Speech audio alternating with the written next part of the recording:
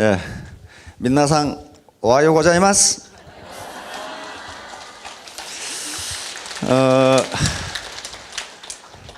일본 분들이 300여 분 오셨는데 한국에 처음 오신 분들도 계실 텐데요.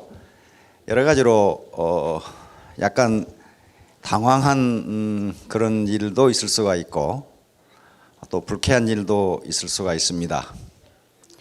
왜 그러냐 하면 문화가 다르거든요. 문화. 일본에서도 문화라고 쓰죠. 문화. 요게 좀 칠판이 문화가 좀 다르네. 이게 좀 일본하고 문화가 달라서 그래요. 일본은 일찍이 이 동양에서는 가장 최초로 서구 문명을 받아들인 나라입니다. 그래서 서구화가 굉장히 빨리 됐어요. 웨스터나이즈가 굉장히 빨리 돼서 서구의 에티켓이 일본에 그대로 들어가 있습니다. 근데 한국은 그렇지가 않아요. 어떤 매우 심심한 역사학자가 조사를 해보니까 한국이 외침을 960번을 당했답니다. 계속 당하다 보니까 좀 거칠어요. 거칠어. 그래서 열 안 맞으면 툭 밀고 잡아다니고 그런 게 있어요. 일본에서는 그렇지 않아요. 또 미국에서도 그렇지 않아요. 미국에서도 걸어가다가 가방만 다쳐도 excuse me 그런단 말이에요. 그런데 한국에서는 옆구리를 치고 가도 치고 간 놈이 지가 째려봐. 이 자식 이게 지가 째려봐. 그래서 혹시 좀 당황한 그런 것을 당했다면은 이건 문화의 차이입니다. 그리고 그 잘못은 어디에 있냐면은 그 가장 근본적인 잘못은 일본인과 한국인이 얼굴이 같다는 거예요. 한국인인지 일본인지 구분이 안 돼. 그러니까 아무나 밀어 제끼는 거예요. 일본인이었다면 그렇게 안 밀어요. 그렇게 생각하시기 바랍니다.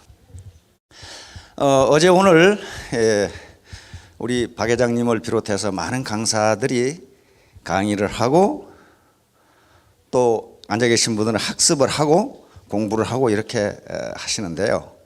그 뭐 때문에 그래요? 우리가 공부를 하는 또 학습을 하는 이런 것을 배우는 가장 궁극적인 목적은 진리 탐구와 그리고 품격 있는 신사숙녀가 되는 것인데 그것은 고차원적인 문제이고 우선 우리가 삶 속에서 맞닥뜨리는 문제는 속지 않기 위해서 그렇습니다. 모르면 속아요. 모르면 속는다고요. 속으면 어떻게 됩니까? 계속 속으면 가난뱅이로 살 수밖에 없어요. 그래서 학습을 하고 배우는 아주 가장 가까운 목표는 맞닥뜨리는 목표는 속지 않게 해서 그렇습니다. 누구한테 속습니까? 누구한테 속아요? 사람이죠. 뭐 정확하게 맞췄네. 사람. 자기한테 속고 세상한테 속아요. 가장 속는 것이 자기한테 속아요. 자기가 아는 것이 전부인 줄 알고 내가 의사결정하는 것이 가장 최적인 줄 알고 구멍가게도 하고 다단계도 하고 뭣도 했는데 속아가지고 폐가 망신했잖아요. 몰라서 그러는 거예요. 지금 다단계가 이런 네트워크 마케팅이 이론적으로는 매우 아름다운 유통 산업임에도 불구하고 이와 같이 욕을 먹는 것은 속은 사람이 많기 때문에 그래요. 속은 사람이. 왜 속았어요? 모르니까. 그러니까 이런 공부를 하고 그다음에 우리 이 사업자들이 강의를 하고 하는 것은 속지 않도록 하게 된 겁니다. 우선 자기에게 속지 않고 세상에게 속지 않는 거예요. 지금 세상은 농경시대와 산업화 시대를 지나서 이제 지식정보화 시대, 어떤 학자들은 지식정보화 시대 이미 끝났고 창조시대, 우리 정부에서도 창조경제를 강조하는 게 그거란 말이에요. 지금 창조시대. 이렇게 했는데 아직도 사고방식이 옛날 농경시대나 산업화 초기의 사고방식을 가지고 있으면서 자기가 옳다고 주장하면은 세상에 속는 거예요. 세상에 속아요. 세상은 이미 그쪽 자기 편이 아니에요. 그러니까 그렇게 하지 않기 위해서 학습을 하고 공부를 하고 배우는 거예요. 애터미 사업을 하는데 누구한테 속아가지고는 성공합니까? 성공 못해요. 가장 자기를 잘 속이는 게 누구냐면 자기예요. 그러면 성공 못해요. 무슨 일을 하든지 그래요. 애터미의 정신의 첫 번째 정신은 내 이웃을 내 몸같이 사랑하면 돼요. 다시 말하면 내 파트너와 내 형제 라인을 내 몸같이 사랑하면 내가 올라가요. 내가 올라간다고. 내 파트너와 내 형제 라인을 내 몸같이 사랑한다는 것은 아주 적극적으로 스폰서십을 제공하고 덕을 쌓는다는 거거든요. 그러면 덕을 쌓으면은 파트너가 올라가면은 자기가 올라가게 돼 있어요. 그것을 이제 일본 분들이 계시니까 일본 분들은 또 한자는 또 기가 막히게 아시지.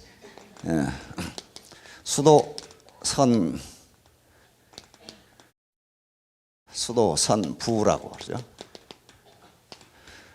그러니까 물이 차면은 배가 올라간다는 거예요. 썰물 때 서해안에 보면은 갯벌 위에 배가 놓여 있잖아요. 그 물이 차면은요, 배가 용을 쓰지 않더라도 지가 올라갑니다. 배가 올라가려고 용을 쓰는 거 봤어요? 물만 쌓이면 배가 올라가게 돼 있어요. 그 물이 뭐예요? 다운라인이고 파트너고 형제라인이라는 말이에요. 또 장자에는 이것을 수창선고라고 그랬어요.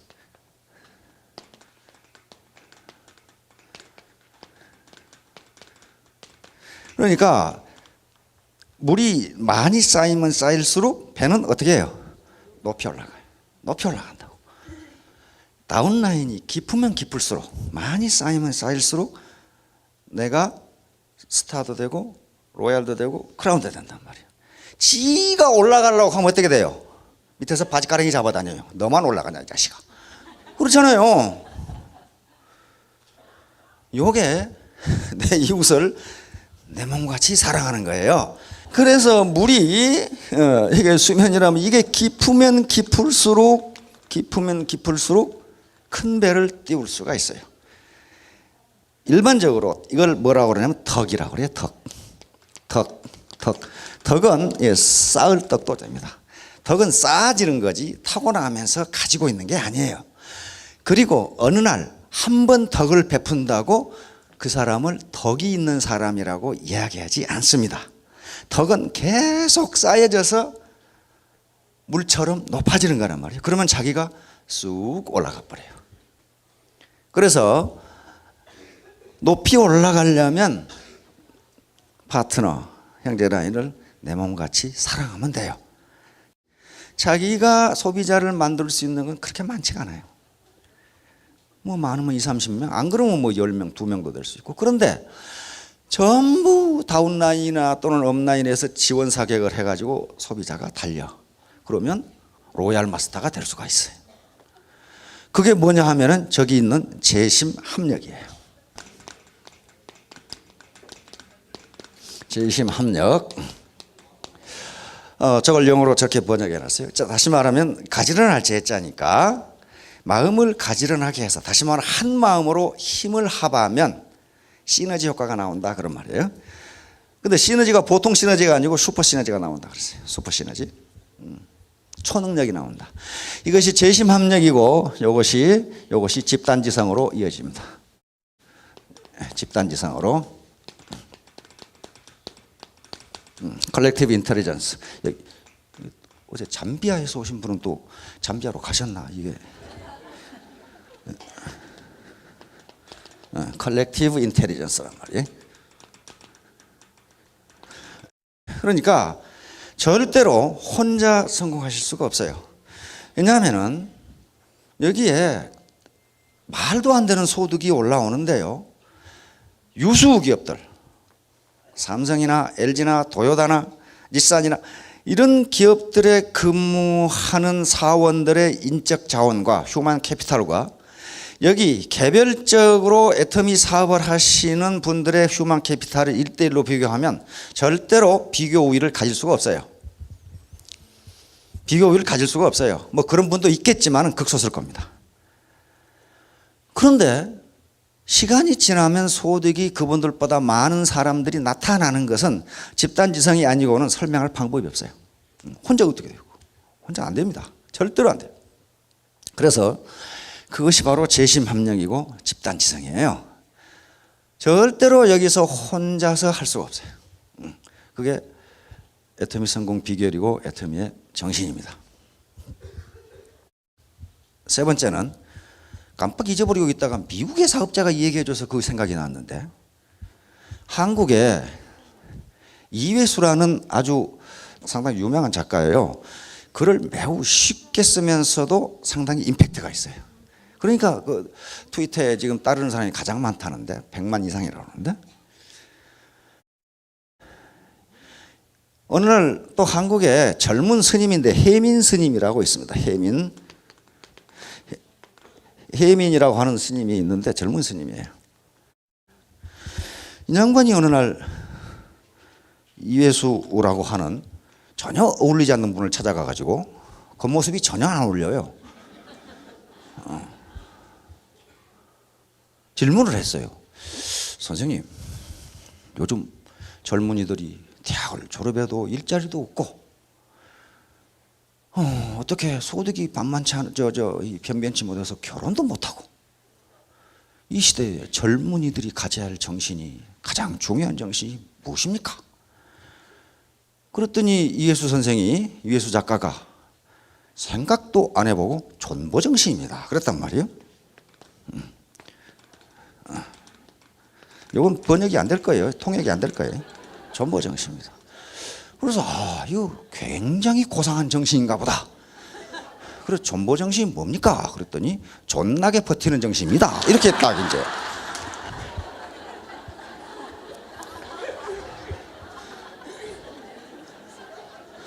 제가 이걸 잊어먹고 있었는데 이번에 LA 가서 원탁에서 그 맛없는 햄버거 식사를 하고 있는데 미국 사업자가 저한테 느닷없이 애터미 정신이 뭔지 아십니까? 이렇게 물어보더라고. 깜짝 놀래가지고 글쎄요 뭡니까? 그랬더니 존버 정신이라 이렇게 딱 얘기를 해서,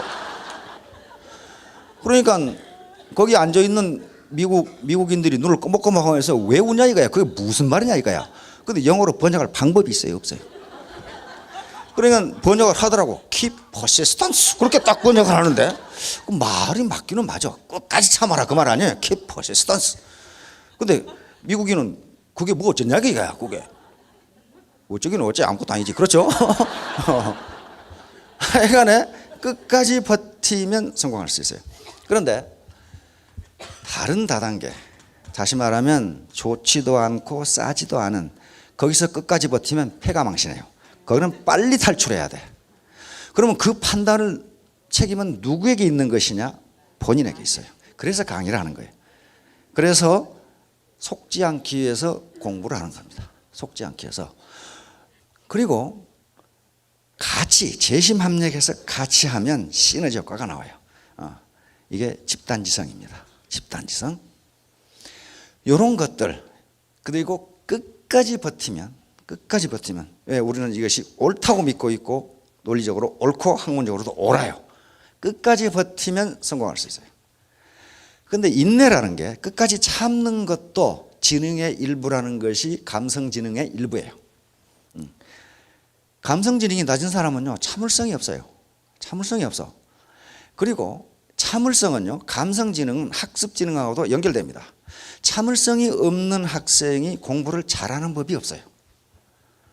그럴 거 아니에요. 의자에 앉아있는 시간이 없어. 참을성이 없어가지고. 그래서 이 참을성이라는 게, 인내심이라는 게요 아무것도 아닐 것 같은데 인생의 성공과 깊은 관련이 있어요. 학습 효과와도 깊은 관련이 있어요. 자, 시간이 얼마 없기 때문에 개구리는 빨리 삶도록 하겠습니다. 자, 개구리 삶기. 자, 이것은 학술 용어입니다. 개구리 삶기라는 말은 서서히 일어나는 변화에 대응하지 못하는 사람들에 대한 은유예요. 변화는 서서히 일어나는데 이때 변화가 일어나는구나, 내가 태도를 바꿔야 되겠다라고 생각하지 않고 조금 견디면 되겠네, 그러다가 폐가 망신하는 것을 개구리 삶기라고 그럽니다. 여기 보세요. 여기서 서서히 물을 가하고 있으니까 뜨끈뜨끈하게 좋지요. 아이고 좋네 하고 이러고 있는 거예요. 이놈은 여기서 불 떼고 있는데 뜨끈뜨끈하게 좋으니까 아이고 먹을만하네. 파리 잡아먹고 있죠. 이놈 아예 자빠져 자고 있죠. 뜨끈뜨끈하게 좋거든. 그런데 시간이 지나고 나면 삼겨 죽는다. 그런 말이에요. 이것은 19세기 중반부터 19세기 말엽까지 유럽에서 광범위하게 생물학자들에 의해서 실험이 됐습니다. 다시 말하면 개구리를 물통에 넣고 온도를 서서히 올리는데 어느 정도 서서히 올리면 이 개구리가 감지하지 못하고 삼겨 죽는가 하는 실험을 계속했어요. 그래서 학자마다 0.002도, 1분에 0.0002도로 상승해서 불을 뗐더니 결국 삼겨 죽더라. 변화가 일어나는 것을 모르고 가만히 있다가 또는 무시하고 가만히 있다가 결국 죽더라. 그런 얘기예요. 그런데 이런 얘기가 나오는 것은 무슨 얘기냐면 사회 현상에 이런 게 많이 일어난다 이게. 예를 들면 몸이 아파. 몸이 조금 아픈데 무시해. 좀 그러다 괜찮겠지. 그러다가 나중에 많이 아파서 병원에 갔더니 또 큰 병원으로 가보십시오. 이렇게 되면 어떻게 돼요? 큰일 났다 그 말이에요.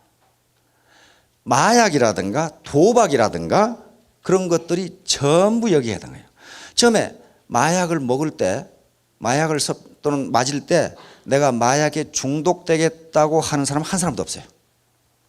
좀 몸이 피곤하니까, 또 기분이 우울하니까 이번만 하고 그만둬야지. 그런데 웬걸 조금씩 하다 보면 나중에 걷잡을 수가 없게 돼요.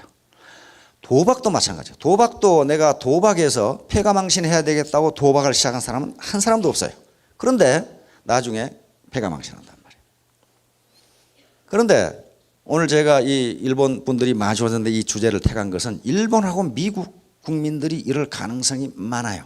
왜냐하면 지금까지 세계 최고의 경제대국, 일본이 세계 두 번째 경제대국이었어요. 그러면서 산업화 시대, 1868년에 명치 유신을 하고 메이지 유신, 이게 1868년입니다. 68년에 메이지 유신을 했죠. 그러고 나서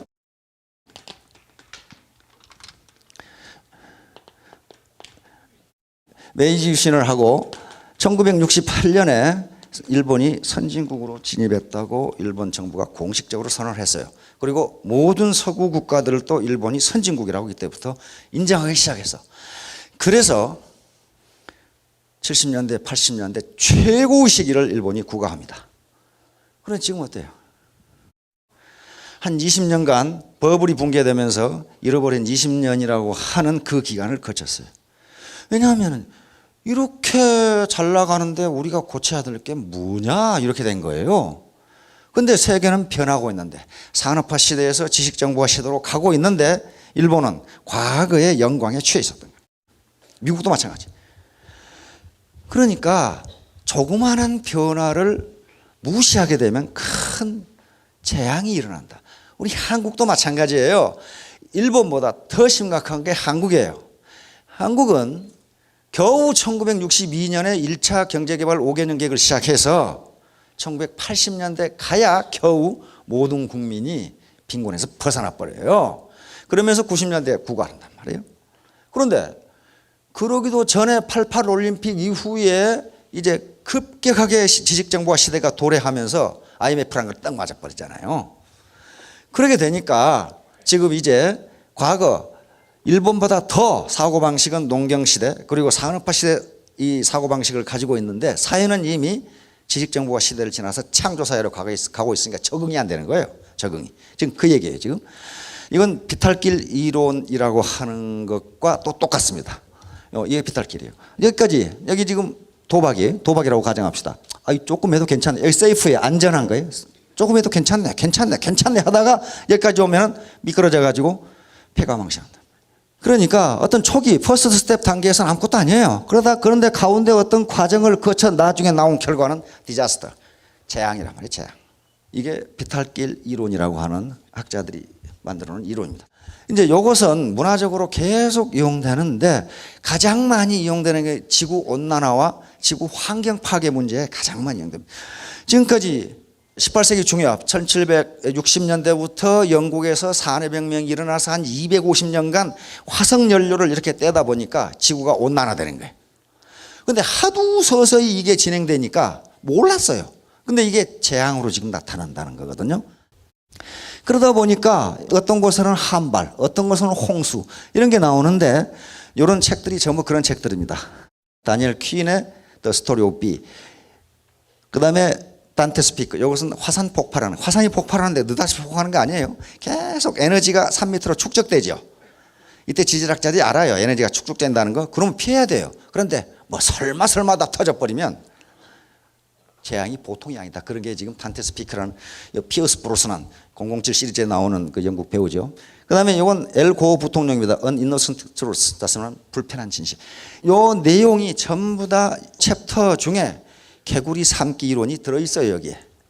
자, 개구리 삼기는 뭐 때문에 실험을 했냐면요. 독일 과학자인데 프리드리히 골츠라는 사람이 도대체 인간의 영혼이 어디 있는가를 찾으려고 했어요.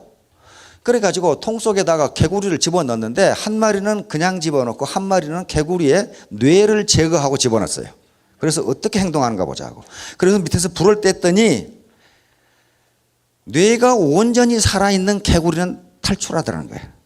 근데 뇌를 제거해버린 개구리는 그대로 가만히 있어서 삼켜 죽더라는 거예요. 살아있는데 삼켜 죽어.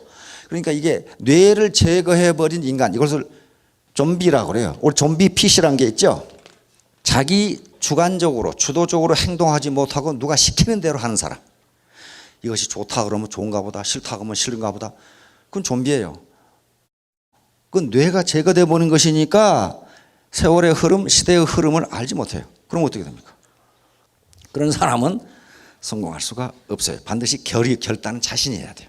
요 MIT 대학 교수인데 이 양반이 책을 써가지고 이제 논란이 많으니까 얼마나 빨리 또는 얼마나 느리게 온도를 올려야 개구리가 삼겨 죽는가를 또 책으로 썼어요. 참, 통 속에 개구리 집어넣고 온도를 계속 얼마나 천천히 올리면 이 자식이 삼겨 죽느냐. 그래서 책을 쓴 분이거든. 현재 하버드 대학 교수고 미국의 양반은 자연사 박물관의 양서류 코디네이터입니다. 그러니까 개구리 코디네이터야, 이 양반은. 이 양반은 주립대학 교수고 생물학 교수들인데 생물학 교수들이 개구리 삼기는 과학적으로 근거가 없다 이렇게 주장한 사람들이에요. 그러니까 하버드, MIT, 미국 자연사 박물관 그 과학자들이 개구리 가지고 이렇게 싸우고 있어요. 개구리 가지고. 그렇게 되니까 유진 블록은 UCLA 로스쿨 교수입니다. 교수가 뭘 그걸 가지고 그렇게 싸우느냐. 자기도 사실 싸우면서 그렇죠.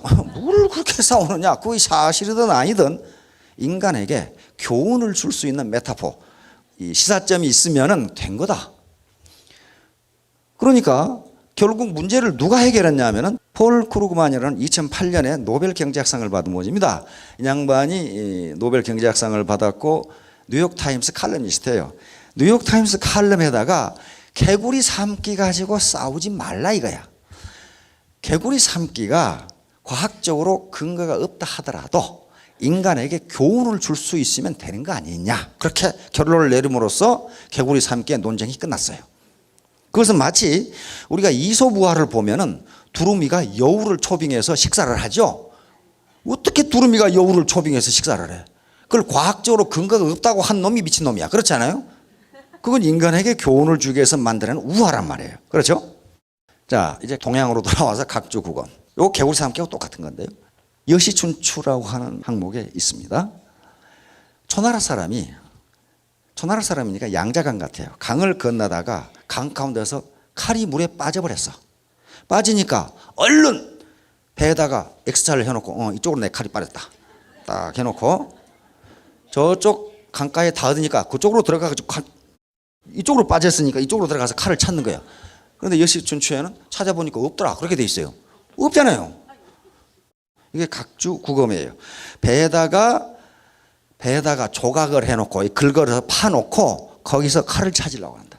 다시 말하면 물은 계속 흘러요. 세월은 계속 흐르고 시대는 계속 변하는데 옛날 걸 기준으로 지금 뭔가를 찾으려고 하면 없다. 없다. 내가 농경 시대에 그리고 산업화 시대에 골목에서 연탄 장사로 아들을 대학까지 가르쳤는데 지금 그렇게 하려고 하니까 안 된다 그런 말이에요. 안 되잖아요. 세월이 지나서 그거 가지고는 칼을 찾을 수가 없어요. 여시춘추에 또 그런 말이 있어요. 어디를 가다 보니까 한 사나이가 아이를 들어가지고 물에 던지려고 하고 있더라. 그래서 깜짝 놀라서 옆에 지나가던 사나이가 왜 애기를 물에 던지려고 하느냐 그랬더니 이 사나이 대답이 이 아버지가 헤엄을 잘 쳤다 이거예요. 그러니까 이 아버지가 헤엄을 잘 쳤으면 저 자식도 헤엄을 잘 칠 거 아니냐 그 말이에요 지금. 그러니까 옛날 얘기를 지금 하고 있는 거란 말이에요.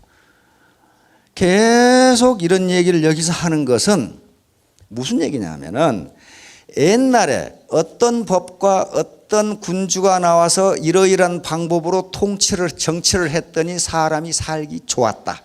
그러면 지금 시대가 바뀌었는데 그런 방법으로 하면 잘 살 수 있느냐 없다 그런 얘기를 지금 하고 있는 거예요 지금. 그러니까 과거에 내가 이러이러한 직업을 가지고 이러이러한 지식을 가지고 그래도 지금까지 살아왔는데 지금은 그게 안 된다는 거예요. 그게 뭐예요? 각주국엄이에요. 시대는 흘렀는데 엉뚱한 것에 칼을 찾고 있는 거예요. 누가 내 체질을 옮겼는가? 이건 아마 일본 분들도 많이 봤을 거예요. 닥터 존슨은 그냥 의사예요. 닥터입니다. 의사. 메디컬 닥터예요.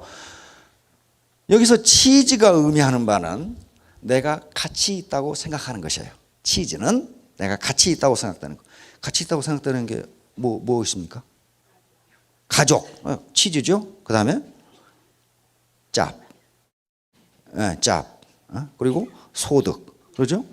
그게 내가 갖고 싶고 가치 있다고 생각되는 것, 이걸 치즈라고 생각하시면 돼요. 알겠죠?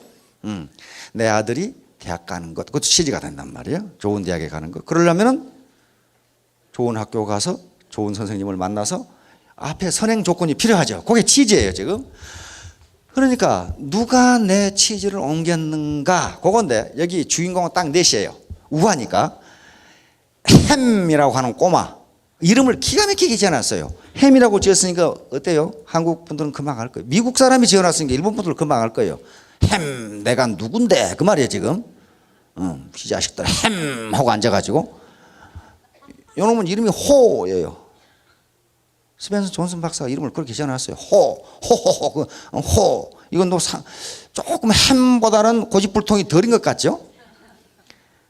요 쥐는 스컬이에요. 스컬이는 이렇게 빨리 걸어가는 걸 스컬이라고 그러죠. 그러니까 굉장히 부지런하다는 이미지를 갖고 있죠.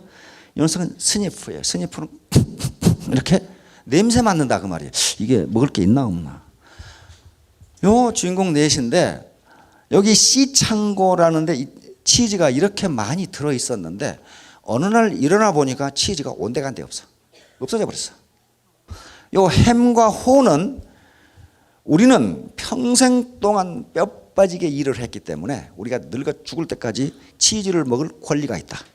치즈가 없어진 것은 우리 책임이 아니고 어떤 놈이 가져간 것이 틀림없기 때문에 여기 갖다 놓을 때까지 기다리자. 둘이 그런 태도를 취해.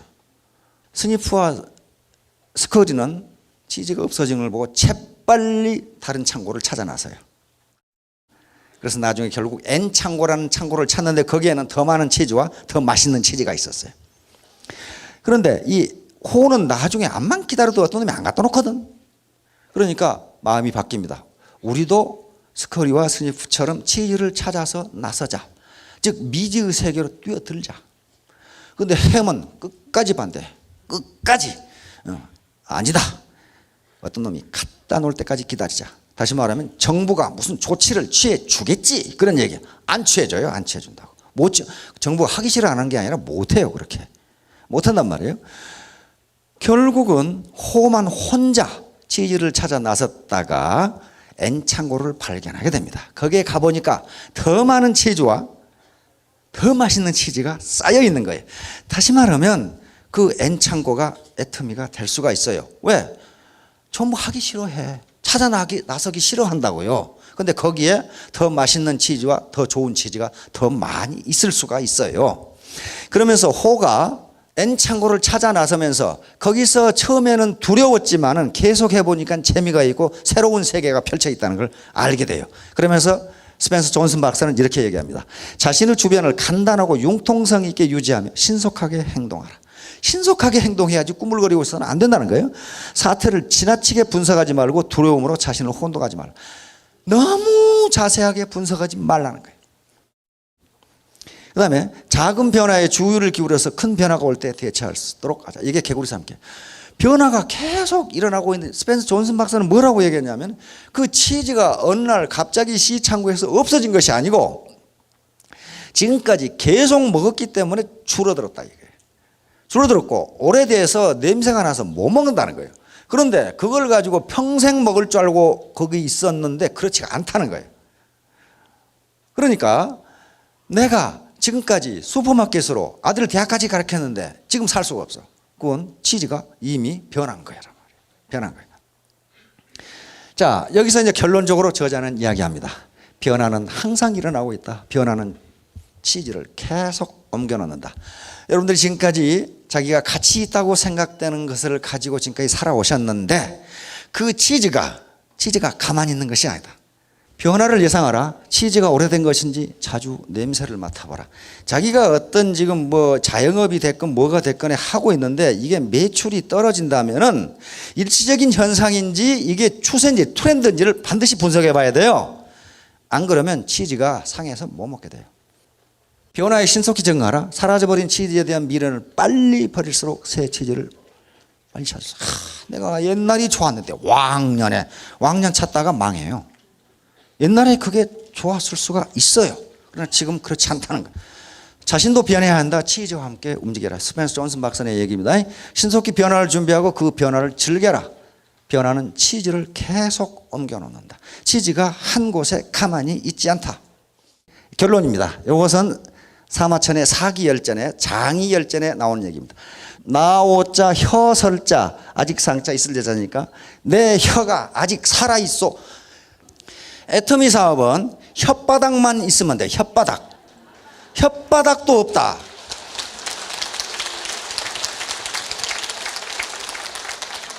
혓바닥도 없으면 손가락으로 하면 돼요. 손가락으로 이렇게.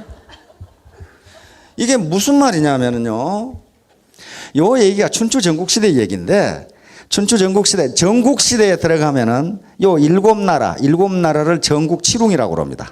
그런데 진나라, 이제 진시황 들어보셨죠? 진시황의 진나라가 서쪽에 있었던 나라인데 계속 강성해집니다. 그래가지고 진나라가 오른쪽에 여섯 나라, 조, 연, 제, 위, 초, 한, 요 여섯 나라를 위협하기 시작하니까 이때 합종연행이라는 전략이 나오게 됩니다. 그런데 소진이라는 사람이 나타나서 합종책, 다시 말하면 요 여섯 나라가 종으로 이렇게 가로로 종으로 연합을 해서 진나라에 대항을 하면은 진나라가 우리를 침공하지 못한다 하는 게 합종책이에요. 이게 성공을 했어요. 그런데 같은 동문수학을 했던 장이라는 사람이 나타나서 연행책, 다시 말하면 진나라와 1대1로 서로 우호관계를 맺어서 그러면 평화가 온다, 그렇게 주장한 게 연행책이에요. 그런데 장이라는 사람이 연행책이라는 전략을 가지고 아직 성공을 못하고 초나라 재상, 소양이라고 하는 초나라 재상집에서 식객 노릇을 하고 있었어요. 식객 노릇을 하고 있었는데 이 소양이라는 사람은 장군이기 때문에, 소양은 장군이자 재상이에요. 오늘 같은 국무총리죠. 다른 나라를 침공해서 큰 공을 세운 바람에 그때는 임금이 뭘 주냐 하면은 상으로 옥을 줍니다. 벽옥이라고 하는 옥. 그러니까 보석을 주었다, 그렇게 생각하시면 돼요. 보석. 그래서 이 재상의 상징인 아주 아름다운 옥을, 벽옥이라고 하는 옥을 주었어요. 어느 날 이 소양이 큰 잔치를 벌였는데 많은, 그러니까 부자들과 고관 대작들이 왔겠죠. 고관 대작들이 그 옥이 얼마나 아름다운지 좀 보여달라 이거예요. 그러니까 소양이 그 옥을 자랑하게 해서 옥을 이렇게 자랑을 했는데 그때 느닷없이 연회장 옆에 있는 연못에서 큰 물고기가 팍 뛰어올랐어. 뛰어오르니까 전부 다 깜짝 놀라가지고 그 고기를 보는 바람에 어떤 놈이 옥을 집어가 버렸어. 옥이 없어져 버렸어 이게. 거기다 큰 고기에 정신 팔려 있는데 그러니까 거기 있는 파티 참석자들이 전부 다 장의를 의심해. 그래가지고 사기 열전 기록에 의하면 곤장을 200대를 맞았다고 돼 있어요. 그래가지고 초죽음이 돼가지고 피투성이가 돼가지고 집에 오니까 마누라가 보니까 어때요? 기가 막히죠. 아무 잘못도 없는데 곤장을 200대를 얻어맞고, 그래서 마누라가 푸념을 합니다.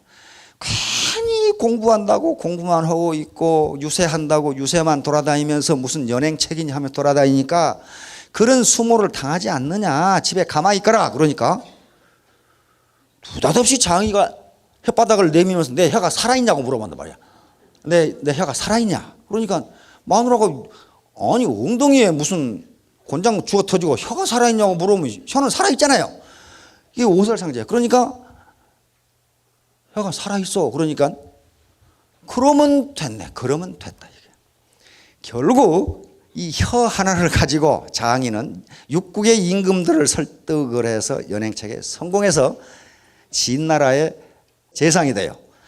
그래가지고 옛날 자기 술 먹다가 자기를 실컷 후들겨 팬 초나라 재상 소양에게 편지를 보냅니다.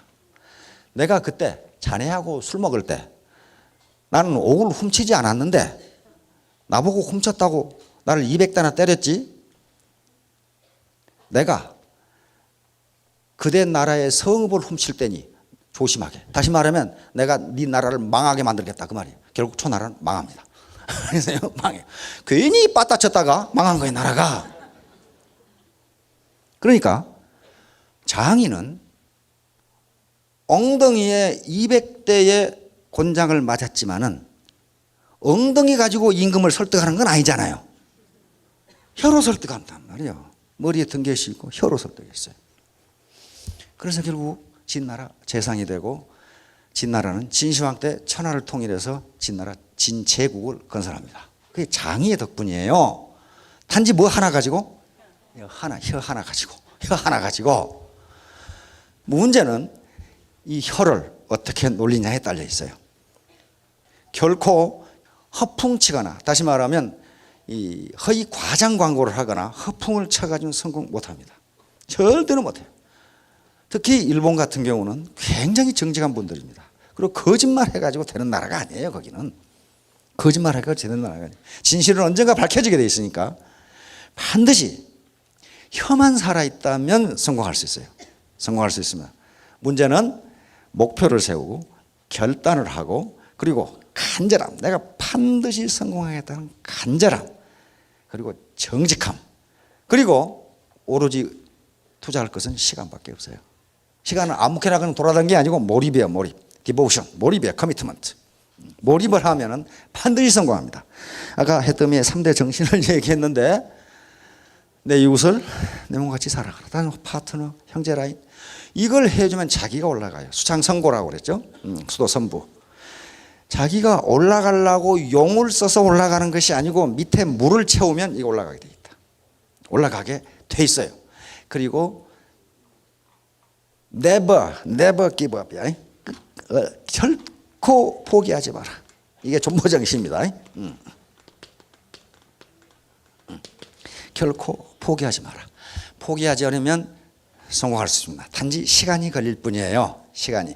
그 시간은 얼마라고 이야기할 수 없습니다. 왜냐하면 개인의 건강 상태라든가 여러 가지 지금 과정 환경이 전부 다르기 때문에 몇 시간 만에 뭐가 된다고 결코 이야기할 수가 없어요. 그러나 시간의 길고 짧음이 있을지언정 만약에 몰입해서 투자하면 never give up, 그리고 결코 포기하지 않으면 반드시 성공합니다. 자, 여러분 모두 크게 성공하시기 바랍니다. 감사합니다.